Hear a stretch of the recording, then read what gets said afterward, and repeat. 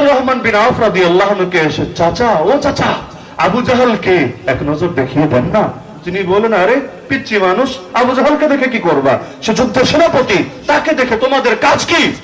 একটা বাক্য বলেছে, বেশি কথা না, জাস্ট একটা বাক্য, চাচা শুনেছি ও আল্লাহর নবীকে গালি দেয়, আল্লাহর নামে কসম করেছি একবার যদি ওর দেখা পেয়ে যাই হয়তো ওকে জাহান্নামে পৌঁছাবো, না হলে নিজেরা শহীদ হয়ে জান্নাতে সবুজ পাখি হবো। কিন্তু আমাদের দুইজনের মধ্যে যার কপালে আগে মরণ লেখা, সে মরার আগ পর্যন্ত ওর ছেড়ে দেব না।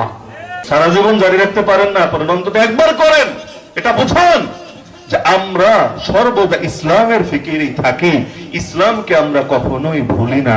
আমি শুনেছি শায়েস্তাগঞ্জ ওই রেল লাইনের সাথে, সেখানেও নাকি আলহামদুলিল্লাহ সেপ্টেম্বরের মধ্যেই মাহফিল হবে, আমারও দাওয়াত আছে ইনশাআল্লাহ, দেখা